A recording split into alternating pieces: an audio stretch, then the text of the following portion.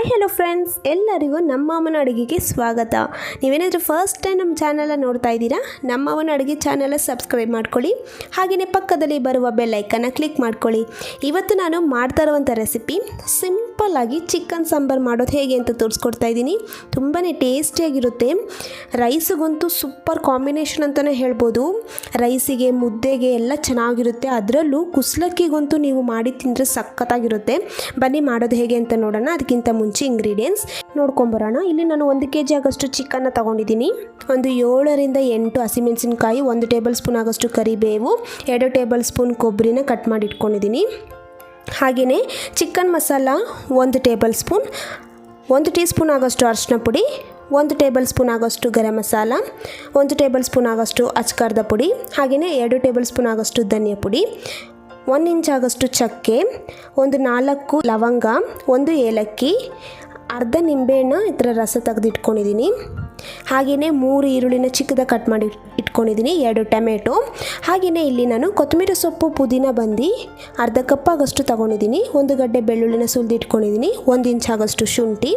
ಹಾಗೆಯೇ ಎಣ್ಣೆ 2 ರಿಂದ 3 ಟೇಬಲ್ ಸ್ಪೂನ್, ರುಚಿಗೆ ತಕ್ಕಷ್ಟು ಉಪ್ಪು. ಮಾಡೋದು ಹೇಗೆ ಅಂತ ನೋಡೋಣ. ಮೊದಲು ನಾನು ಅರ್ಧ kg ಚಿಕನ್ ತೊಗೊಂಡಿದ್ದೀನಿ. ಇದನ್ನ ಮೀಡಿಯಮ್ ಸೈಜಲ್ಲಿ ಕಟ್ ಮಾಡಿ ಕ್ಲೀನಾಗಿ ವಾಶ್ ಮಾಡಿ ಇಟ್ಕೊಂಡಿದ್ದೆ. ಇವಾಗ ಇದಕ್ಕೆ ನಾನು ಉಪ್ಪನ್ನು ಹಾಕ್ಕೊಂಡಿದ್ದೀನಿ. ಒಂದು ಅರ್ಧ ಟೀ ಸ್ಪೂನ್ ಆಗಷ್ಟು ಉಪ್ಪು, ಅರ್ಧ ಟೀ ಸ್ಪೂನ್ ಆಗಷ್ಟು ಅರಿಶಿನ ಪುಡಿ, ಹಾಗೆಯೇ ಅಚ್ಕಾರದ ಪುಡಿ ನಾನು ಇಲ್ಲಿ 1 ಟೀ ಸ್ಪೂನ್ ಆಗೋಷ್ಟು ಹಾಕ್ಕೊಂಡಿದ್ದೀನಿ. ಹಾಕ್ಕೊಂಡು ಹಾಗೆಯೇ ನಿಂಬೆ ರಸನ ಹಾಕ್ಕೊಂಡು ಚೆನ್ನಾಗಿ ಇದೇ ಥರನೇ ನಾವು ಕಲಿಸ್ಕೊಂಡು ಇದನ್ನು ಹಾಗೆ 15 ನಿಮಿಷ ಮ್ಯಾರಿನೇಟ್ ಮಾಡೋದಕ್ಕೆ ಬಿಡಬೇಕಾಗುತ್ತೆ.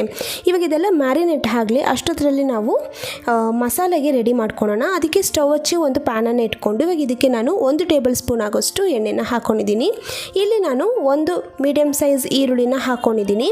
ಹಾಕ್ಕೊಂಡು ಚೆನ್ನಾಗಿ ಇದೇ ಥರನೇ ಫ್ರೈ ಮಾಡ್ಕೋಬೇಕಾಗುತ್ತೆ. ನಾನು 3 ಈರುಳ್ಳಿನ ಕಟ್ ಮಾಡಿ ಇಟ್ಕೊಂಡಿದ್ದೆ. ಅದರಲ್ಲಿ 1 ಈರುಳ್ಳಿನ ನಾನಿಲ್ಲಿ ಮಸಾಲೆ ಪೇಸ್ಟ್ ಮಾಡ್ಕೊಳೋದಕ್ಕೆ ಹಾಕ್ಕೊಂಡಿದ್ದೀನಿ. ಇವಾಗ ನೋಡಿ, ಇಲ್ಲಿ ನಾನು ಶುಂಠಿ, ಬೆಳ್ಳುಳ್ಳಿ, ಹಾಗೆಯೇ ಹಸಿಮೆಣಸಿನ್ಕಾಯಿ, ಇಲ್ಲಿ ನಾನು ಹಸಿಮೆಣಸಿನ್ಕಾಯಿ 3 ತಗೊಂಡಿದ್ದೀನಿ. ಇನ್ನು ಉಳಿದಿರೋ ಹಸಿಮೆಣಸಿನ್ಕಾಯಿ ನಾನು ಫ್ರೈ ಮಾಡೋಕ್ಕೆ ಹಾಕ್ಕೊತೀನಿ. ಇವಾಗ ಇದಿಷ್ಟು ಚೆನ್ನಾಗಿ ಫ್ರೈ ಮಾಡ್ಕೊಂಡಿದ್ದಾದಮೇಲೆ ಪುದೀನ, ಹಾಗೆಯೇ ಕೊತ್ತಂಬರಿ ಸೊಪ್ಪು ಮತ್ತು ಕರಿಬೇವು 1 ಟೇಬಲ್ ಸ್ಪೂನ್ ಅಷ್ಟು ಹಾಕ್ಕೊಂಡು ಚೆನ್ನಾಗಿ ಇದೇ ಥರನೇ ನಾವು ಫ್ರೈ ಮಾಡ್ಕೋಬೇಕಾಗುತ್ತೆ. ನೋಡಿ, ಇದೇ ಥರನೇ ನಾವು ಚೆನ್ನಾಗಿ ಫ್ರೈ ಮಾಡ್ಕೊಳ್ಬೇಕು. ಜಾಸ್ತಿ ಹೊತ್ತು ಫ್ರೈ ಮಾಡಿಬಿಡಿ, ಲೋ ಫ್ಲೇಮಲ್ಲಿ ಸ್ವಲ್ಪ ಹೊತ್ತು ಫ್ರೈ ಮಾಡ್ಕೊಂಡಿದ್ದಾದಮೇಲೆ ಈ ಟೈಮಲ್ಲಿ ನಾವು ಸ್ಟವ್ನ ಆಫ್ ಮಾಡ್ಕೋಬೇಕಾಗುತ್ತೆ. ಆಫ್ ಮಾಡಿ ಕೊಬ್ಬರಿ ಹಾಕುವಾಗ ಕೊಬ್ಬರಿನೂ ಅಷ್ಟು ಜಾಸ್ತಿ ಫ್ರೈ ಆಗೋದು ಬೇಡ, ಲೈಟಾಗಿ ಆ ಬಿಸಿಯಲ್ಲೇ ಫ್ರೈ ಮಾಡ್ಕೊಂಡ್ರೆ ಸಾಕಾಗುತ್ತೆ. ಇವಾಗ ಇದೆಲ್ಲ ತಣ್ಣಗಾದ್ಮೇಲೆ ಮಿಕ್ಸಿ ಜಾರಿಗೆ ಹಾಕ್ಕೊಂಡು ನಾನು ಪೇಸ್ಟ್ ಮಾಡ್ಕೊಂಡು ಬಂದಿದ್ದೀನಿ. ಇವಾಗ ಇದಕ್ಕೆ ನಾನು ಸ್ವಲ್ಪ ನೀರು ಹಾಕ್ಕೊಂಡು ಚೆನ್ನಾಗಿ ಪೇಸ್ಟ್ ಮಾಡ್ಕೊತೀನಿ. ಫಸ್ಟು ನೀವು ನೀರು ಹಾಕ್ತಿರೇ ಪೇಸ್ಟ್ ಮಾಡಿಕೊಂಡು ಅದಾದಮೇಲೆ ಸ್ವಲ್ಪ ನೀರು ಹಾಕ್ಕೊಂಡು ಈ ಥರ ಪೇಸ್ಟ್ ಮಾಡ್ಕೊಳ್ಳಿ. ಇವಾಗ ನೋಡಿದ್ರಲ್ಲ, ಈ ಥರ ಚೆನ್ನಾಗಿ ಪೇಸ್ಟ್ ಮಾಡ್ಕೊಂಡಿದ್ದಾದಮೇಲೆ ಇವಾಗ ಸ್ಟವ್ ಹಚ್ಚಿ ನಾನೊಂದು ಪಾತ್ರೆನ ಇಟ್ಕೊಂಡಿದ್ದೀನಿ. ಇವಾಗ ನಾನು ಒಂದು 2 ರಿಂದ 3 ಟೇಬಲ್ ಸ್ಪೂನ್ ಎಣ್ಣೆ ಹಾಕ್ಕೊಂಡು ಇವಾಗ ಸ್ಪೈಸಸ್ನ ಹಾಕ್ಕೊಂಡಿದ್ದೀನಿ. ಚಕ್ಕೆ, ಲವಂಗ, ಹಾಗೆಯೇ ಏಲಕ್ಕಿ ಹಾಕ್ಕೊಂಡು ಲೈಟಾಗಿ ಫ್ರೈ ಮಾಡ್ಕೊಂಡಿದ್ದಾದಮೇಲೆ ಈರುಳ್ಳಿನ ಹಾಕ್ಕೊಂಡಿದ್ದೀನಿ. ಈರುಳ್ಳಿ ಇಲ್ಲಿ ನಾನು 2 ಈರುಳ್ಳಿನ ಹಾಕ್ಕೊಂಡಿದ್ದೀನಿ ಫ್ರೈ ಮಾಡ್ಕೊಳೋದಕ್ಕೆ. ಪೇಸ್ಟ್ ಮಾಡೋದಕ್ಕೆ 1 ಈರುಳ್ಳಿನ ಹಾಕ್ಕೊಂಡಿರೋದು. ಇವಾಗ ಇದನ್ನು ಚೆನ್ನಾಗಿ ಫ್ರೈ ಮಾಡ್ಕೋಬೇಕಾಗುತ್ತೆ.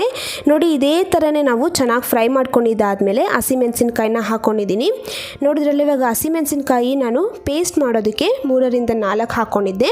ಮತ್ತು ಇನ್ನು 3 ಹಸಿಮೆಣಸಿನ್ಕಾಯಿ ಉದ್ದ ಕಟ್ ಮಾಡಿ ನಾನು ಫ್ರೈ ಮಾಡೋದಕ್ಕೆ ಹಾಕ್ಕೊಂಡಿದ್ದೀನಿ.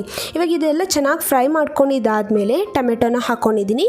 2 ಟೊಮೆಟೊನ ಮೀಡಿಯಮ್ ಸೈಜಲ್ಲಿ ಕಟ್ ಮಾಡಿ ಹಾಕ್ಕೊಂಡಿರೋದು. ಹಾಕ್ಕೊಂಡು ಚೆನ್ನಾಗಿ ಇದೇ ಥರನೇ ಫ್ರೈ ಮಾಡ್ಕೊಂಡಿದ್ದಾದಮೇಲೆ ನಾನೊಂದು ಸ್ವಲ್ಪ ಉಪ್ಪನ್ನು ಹಾಕ್ಕೊಂಡು ಇದೇ ಥರನೇ ಫ್ರೈ ಮಾಡ್ಕೊತಾ ಇದ್ದೀನಿ.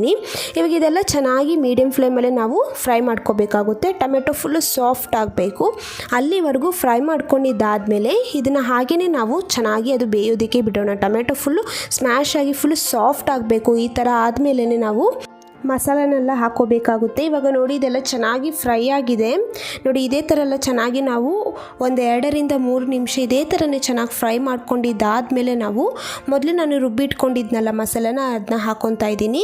ಇವಾಗ ಈ ಮಸಾಲನ ಹಾಕ್ಕೊಂಡು ಚೆನ್ನಾಗಿ ಫ್ರೈ ಮಾಡ್ಕೋಬೇಕಾಗುತ್ತೆ. ಹಾಗೆಯೇ ನಾನು ಮಿಕ್ಸಿ ಜಾರಿಗೆ ಸ್ವಲ್ಪ ನೀರನ್ನು ಹಾಕ್ಕೊಂಡು ಆ ಮಸಾಲನ ಕೂಡ ಹಾಕ್ಕೊಂಡು ಚೆನ್ನಾಗಿ ಇದೇ ಥರನೇ ನಾನು ಫ್ರೈ ಮಾಡ್ಕೊತಾ ಇದ್ದೀನಿ. ಇವಾಗ ಇದನ್ನು ಸಹ ನಾವು ಒಂದು 2 ರಿಂದ 3 ನಿಮಿಷ ಚೆನ್ನಾಗಿ ಫ್ರೈ ಮಾಡ್ಕೋಬೇಕಾಗುತ್ತೆ. ಇವಾಗ ನೋಡಿ ಇದೆಲ್ಲ ಚೆನ್ನಾಗಿ ಫ್ರೈ ಮಾಡ್ಕೊಂಡಿದ್ದಾದಮೇಲೆ ನಾನು ಚಿಕನ್ನ ಮ್ಯಾರಿನೇಟ್ ಮಾಡಿ ಇಟ್ಕೊಂಡಿದ್ನಲ್ಲ ಆ ಚಿಕನ್ನ ಹಾಕ್ಕೊಂಡಿದ್ದೀನಿ. ಹಾಕ್ಕೊಂಡು ನಾವು ಇದೇ ಥರನೇ ಚೆನ್ನಾಗಿ ಮಸಾಲೆ ಎಲ್ಲ ಸೆಟ್ ಆಗಬೇಕು, ಚೆನ್ನಾಗಿ ಮಿಕ್ಸ್ ಮಾಡ್ಕೋಬೇಕಾಗುತ್ತೆ. ಇವಾಗ ಇದೆಲ್ಲ ನೋಡಿ ನಾನು ಚೆನ್ನಾಗಿ ಮಿಕ್ಸ್ ಮಾಡ್ಕೊಂಡಿದ್ದಾಗಿದೆ. ಇವಾಗ ಇದೆಲ್ಲ ನಾವು ಒಂದು ಸತಿ ಮಿಕ್ಸ್ ಮಾಡ್ಕೊಂಡಿದ್ದ ನಂತರ ನಾನಿಲ್ಲಿ ಧನಿಯಾ ಪುಡಿನ ಹಾಕ್ಕೊಂಡಿದ್ದೀನಿ, ಹಾಗೆಯೇ ಅಚ್ಕಾರದ ಪುಡಿ, ಅರಿಶಿನ ಪುಡಿ ಮತ್ತು ನಾನು ಚಿಕನ್ ಮಸಾಲನ ಹಾಕ್ಕೊಂಡಿದ್ದೀನಿ. ಇವಾಗ ಇಷ್ಟು ಹಾಕ್ಕೊಂಡು ಒಂದು ಸತಿ ನಾವು ಚೆನ್ನಾಗಿ ಮಿಕ್ಸ್ ಮಾಡ್ಕೋಬೇಕಾಗುತ್ತೆ. ಮಸಾಲೆ ಎಲ್ಲ ಚೆನ್ನಾಗಿ ಮಿಕ್ಸ್ ಆಗಬೇಕು. ಇವಾಗ ಇದೆಲ್ಲ ನಾನು ಮಿಕ್ಸ್ ಮಾಡ್ಕೊಂಡಿದ್ದಾದಮೇಲೆ ಇದನ್ನು ನಾನು ಹಾಗೆಯೇ ಬೇಯೋದಕ್ಕೆ ಬಿಡ್ತಾಯಿದ್ದೀನಿ. ಈ ಥರ ಲಿಡ್ನ ಕ್ಲೋಸ್ ಮಾಡಿ, ನೀರು ಹಾಕಕ್ಕೆ ಹೋಗಬೇಡಿ, ಯಾಕಂದರೆ ಚಿಕನಲ್ಲೇ ನೀರಿನ ಅಂಶ ಇರೋದ್ರಿಂದ ನೀರೆಲ್ಲ ಚೆನ್ನಾಗಿ ಬಿಡುತ್ತೆ. ನೋಡಿದ್ರಲ್ಲ ಇವಾಗ ನೀರು ಎಷ್ಟು ಬಿಟ್ಟಿದೆ ಅಂತ. ಇವಾಗ ಇದೆಲ್ಲ ಹಿಂಗೆ ಆದಮೇಲೆ ನಾವು ನೀರು ಹಾಕೋಬೇಕಾಗುತ್ತೆ. ಕನ್ಸಿಸ್ಟೆನ್ಸಿ ಯಾವ ಥರ ಬೇಕೋ ಆ ಥರ ನೋಡಿ ಹಾಕೋಬೋದು, ಮೊದಲೇ ನೀರು ಹಾಕಕ್ಕೆ ಹೋಗಬೇಡಿ. ಇವಾಗ ನೋಡಿ ನಾನು 1 ಗ್ಲಾಸ್ ಆಗೋಷ್ಟು ನೀರನ್ನು ಹಾಕ್ಕೊಂಡಿದ್ದೀನಿ. ಹಾಕ್ಕೊಂಡು ಒಂದು ಸತಿ ಚೆನ್ನಾಗಿ ಮಿಕ್ಸ್ ಮಾಡ್ಕೋಬೇಕಾಗುತ್ತೆ. ಇವಾಗ ನೋಡಿದ್ರಲ್ಲ ಚೆನ್ನಾಗಿ ಒಂದು ಸತಿ ಮಿಕ್ಸ್ ಮಾಡಿಕೊಂಡು ಇದಕ್ಕೆ ನಾನು ಕರಿಬೇವನ್ನು ಹಾಕ್ಕೊಂಡು ಈಗೇನೆ ಲಿಡ್ ಕ್ಲೋಸ್ ಮಾಡಿ ಒಂದು 5 ರಿಂದ 10 ನಿಮಿಷ ಹಾಗೆಯೇ ನಾನು ಚಿಕನ್ ಬೇಯೋದಕ್ಕೆ ಬಿಡ್ತಾಯಿದ್ದೀನಿ. ಇವಾಗ ನೋಡಿದ್ರಲ್ಲ ನಾನು ಒಂದು 10 ನಿಮಿಷ ಆದಮೇಲೆ ಇದನ್ನು ಹಾಗೆ ಓಪನ್ ಮಾಡಿ ಒಂದು ಸತಿ ಮಿಕ್ಸ್ ಮಾಡ್ಕೊತಾ ಇದ್ದೀನಿ.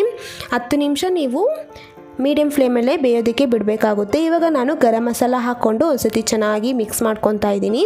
ಇವಾಗ ನಾನು ಮತ್ತೆ ಒಂದು 5 ನಿಮಿಷ ಇದನ್ನು ಹಾಗೆಯೇ ಲೋ ಫ್ಲೇಮಲ್ಲಿ ಬೇಯೋದಕ್ಕೆ ಬಿಡ್ತಾಯಿದ್ದೀನಿ. ಇವಾಗ ನೋಡಿ ಚೆನ್ನಾಗಿ ಎಣ್ಣೆ ಎಲ್ಲ ಹೇಗೆ ಬಿಟ್ಟಿದೆ ಅಂತ. ಇವಾಗ ಎಣ್ಣೆ ಎಲ್ಲ ಹಿಂಗೆ ಬಿಟ್ಟಾದಮೇಲೆ ಒಂದು ಸತಿ ನೀವು ಉಪ್ಪನ್ನು ನೋಡ್ಕೊಳ್ಳಿ. ರುಚಿಗೆ ತಕ್ಕಷ್ಟು ಉಪ್ಪೆಲ್ಲ ಹಾಕ್ಕೊಂಡು ಚೆನ್ನಾಗಿ ಒಂದು ಸತಿ ಮಿಕ್ಸ್ ಮಾಡ್ಕೊಂಡಿದ್ದಾದಮೇಲೆ ಲಾಸ್ಟಿಗೆ ನಾನು ಕೊತ್ತಂಬರಿ ಸೊಪ್ಪು ಹಾಕ್ಕೊಂಡು ಒಂದು ಸತಿ ಮಿಕ್ಸ್ ಮಾಡಿಕೊಂಡ್ರೆ ಚಿಕನ್ ಸಾಂಬಾರ್ ರೆಡಿಯಾಗಿದೆ ಫ್ರೆಂಡ್ಸ್. ತುಂಬಾ ಚೆನ್ನಾಗಿರುತ್ತೆ, ಟೇಸ್ಟ್ ಮಾತ್ರ ಸಖತ್ತಾಗಿರುತ್ತೆ. ನೀವು ಬಿಸಿ ಬಿಸಿ ಅನ್ನದ ಜೊತೆ ಚಿಕನ್ ಸಾಂಬಾರ್ ಹಾಕ್ಕೊಂಡು ತಿನ್ನಿ, ಸಖತ್ತಾಗಿರುತ್ತೆ ಮಾತ್ರ. ಇವಾಗ ನಾನು ಸರ್ವಿಂಗ್ ಬೌಲಲ್ಲಿ ಸರ್ವ್ ಮಾಡ್ಕೊತಾ ಇದ್ದೀನಿ. ನೀವು ಈ ಥರ ಚಿಕನ್ ಸಾಂಬಾರನ್ನ ರೈಸಿಗೆಲ್ಲ ಹಾಕ್ಕೊಂಡು ತಿನ್ಬೋದು. ಇಲ್ಲಿ ನೋಡಿ ನಾನು ಬಾಯ್ಲ್ಡ್ ರೈಸ್ ಅಂದರೆ ಕುಸ್ಲಕ್ಕಿ ಜೊತೆ ಹಾಕ್ತಾಯಿದ್ದೀನಿ. ಸಖತ್ತಾಗಿರುತ್ತೆ ಈ ರೈಸ್ ಜೊತೆ ಅಂತೂ. ಹಾಗೆಯೇ ಕುಸ್ಲಕ್ಕಿ ತುಂಬಾ ಒಳ್ಳೆಯದು ಆರೋಗ್ಯಕ್ಕೆ. ಇದೆಲ್ಲ ಹಾಕ್ಕೊಂಡು ಕಲಿಸ್ಕೊಂಡು ತಿಂತಾಯಿದ್ರೆ ಮಜಾನೇ ಬೇರೆ ಫ್ರೆಂಡ್ಸ್, ತುಂಬಾ ಚೆನ್ನಾಗಿರುತ್ತೆ. ನೀವು ಕೂಡ ಮನೇಲಿ ಒಂದ್ಸತಿ ಟ್ರೈ ಮಾಡಿ ಹೇಗೆ ಬಂತು ಅಂತ ಕಮೆಂಟ್ ಮಾಡಿ. ಹಾಗೆಯೇ ಮತ್ತಷ್ಟು ಈಸಿ ರೆಸಿಪೀಸ್ಗೆ ನಮ್ಮ ಅಮ್ಮನ ಅಡುಗೆ ಚಾನಲ್ನ ಸಬ್ಸ್ಕ್ರೈಬ್ ಮಾಡ್ಕೊಳ್ಳಿ. ಹಾಗೆಯೇ ಪಕ್ಕದಲ್ಲಿ ಬರೋ ಬೆಲ್ ಐಕನ್ನ ಕ್ಲಿಕ್ ಮಾಡ್ಕೊಳ್ಳಿ. ಈ ವಿಡಿಯೋ ಇಷ್ಟ ಆಗಿದ್ರೆ ಹಾಗೆಯೇ ಫ್ರೆಂಡ್ಸ್ ಆ್ಯಂಡ್ ರಿಲೇಟಿವ್ಸ್ಗೆ ಶೇರ್ ಮಾಡಿ. ಈ ವಿಡಿಯೋ ನೋಡಿರುವ ಎಲ್ಲ ವೀಕ್ಷಕರಿಗೂ ಧನ್ಯವಾದಗಳು.